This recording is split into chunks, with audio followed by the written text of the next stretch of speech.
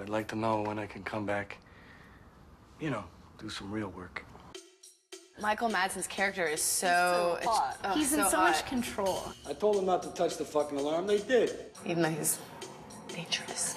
Which is what That's what's hot about it. Right?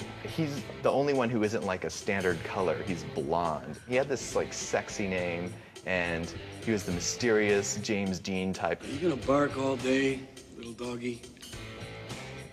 Or are you gonna bite? Michael Madsen is the epitome of a bad boy. Really horrible guy. Awful, but it's like, oh, I like him. And it's wrong on every level. He didn't seem like he was trying to be cool in that movie. He just was. Wow.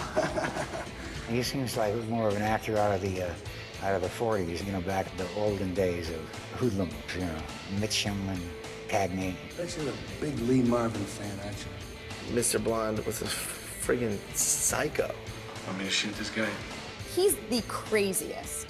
So you need to make him the most likable. So what do? You pick the best looking person. I don't really give a good fuck what you know or don't know. But I'm gonna torture you anyway. I can't imagine any better chemistry between a role and an actor. Michael's version of psychopathology was unique. You know, I used to work minimum wage, and when I did, I wasn't lucky enough to have a job the society deemed tip-worthy. My favorite character is Mr. Pink because he's hilarious. You know what this is?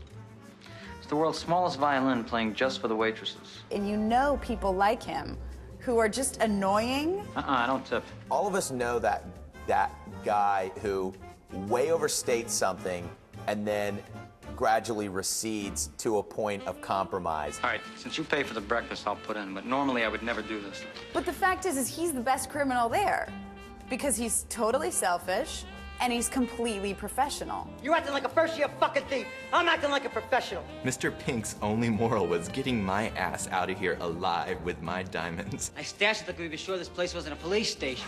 He's very drawn to character-driven plots. He's very quirky, very offbeat. He's got a vulnerability to him, yet he can be very dangerous. You wanna fuck with me? I'll show you who you're fucking with. Like, that's kind of his shtick. Like, his whole career is built on making these, like, horrible, awful, mean, sleazy characters somehow likable and redeemable, and you kind of root for him. Buscemi walks away with big chunks of that movie, but I don't think anybody'd ever really tapped that motor mouth, hyper neurotic kind of character that he played. I don't think we got set up. I know we got set up. I mean, really, seriously, where did all those cops come from, huh? He plays it so super real. Why am I Mr. Pink? There's just something cool about the word pink.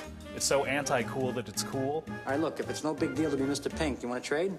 Hey, nobody's trading with anybody. Lawrence Tierney is one of the great rogue heroes / bad guys from 1940s cinema. He's a guy who was such a troublemaker in his personal life. He was always getting himself in jail. He was always getting in fights. I had a fight with him years and years ago in a parking lot on Sunset Boulevard. Believe it or not, strange that he is. He didn't remember it, but I remember it. Lawrence Tierney is a bear of a man, a wonderful actor. With a gravelly voice, he's just a presence on film. Oh, you guys like to tell jokes and giggle and kid around, huh? Quentin, you know, remembered him, knew him, you know, looked him up. You know, he's good at that, taking people like that and putting them in a movie. What the hell was I supposed to do? Forget about you? I love that Quentin does that. Every movie, he takes somebody who you haven't seen in a bunch of years, who he just was a fan of, obviously. And I hope the late Mr. Tierney was appreciative because he kind of introduced him to a whole other generation. This ain't a goddamn fucking city council meeting, you know. Lawrence terrified everybody on the set. Shit in your pants and dive in and swim. He was dangerous. He could harass the females on the set. We were constantly worried about lawsuits. You had to shoot his lines one at a time. Hey, what happened to Marcellus Spivey? Didn't he always move your ice? 20 years, holy God. I guess you can say that again. Because he didn't remember the lines, you know, he couldn't remember his dialogue, you know, he was pretty old then, you know. So goddamn man, how you guys can hardly talk. Just a crusty old weirdo. He's got such a weird way of delivering lines, you know, just my way or the highway. My way or the highway. Hey, Doc, we got a major situation here. He's kind of a daddy's boy. Daddy, did you see that? He should have like a sandwich board that says, "Love me." I gotta talk to Daddy and find out what he wants done. Seems like he was raised amongst so much power, yet he's always had it handed to him. He's never had to take it for himself. I swear to you, he's gonna be just as mad at me as he is at you. He had something to prove, you know? I got a few questions of my own. I remember that from the moment I saw him on screen, I totally got who he was. I was more against his like super tacky gold bling. But what do I tell these guys about Daddy? Chris Penn has a kind of quality that you're not sure what he's going to do at any time. Why don't you tell me what really happened? I just love seeing him on the screen.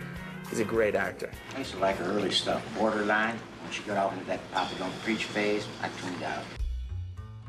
Eddie Bunker is a convict who has written terrific prison novels. So his prison stories have the tremendous lived-in authority of somebody who's been there. I went to prison when I was 17 with a 7th grade education, and I taught myself to be a writer. It took me 17 years and 6 books that didn't get published, and then 5 that have been published, and a couple made into movies. And how I got into Reservoir Dogs is because Quentin remembers everything he's ever seen, and he remembered me. They just called me up and gave me the part. I didn't read or anything, you know.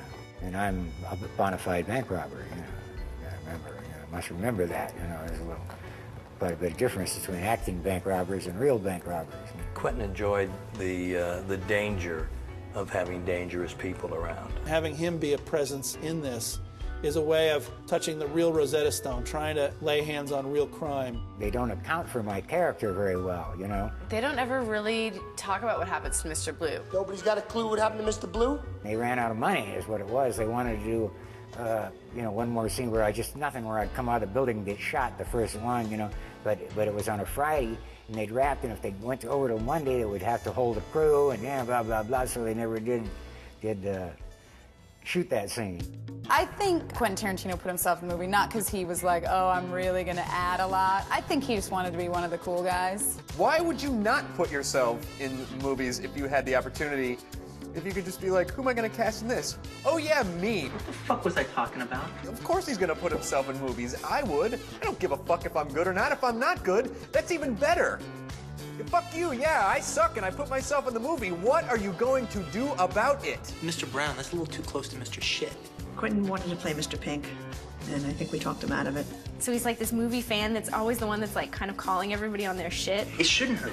You know, her pussy should be bubbling up by now. He plays the guy that's gonna be watching his movie sitting in the video store. Hence, like a virgin.